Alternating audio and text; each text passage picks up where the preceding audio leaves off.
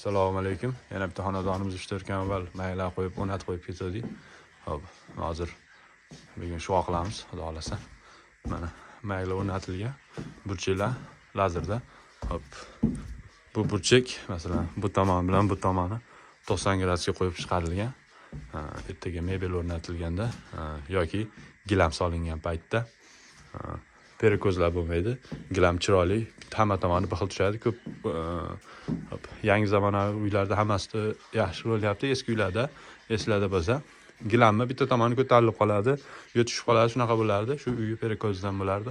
Hop, xonadonni masalan burchakdan boshlaganmiz. To'rala burchak ham 90 ga qo'yib chiqarilgan. Diagonallari 1 sm ham farq qilmaydi. Millimetrda ham farq qilmaydi. 0 ga qo'yib chiqarilgan.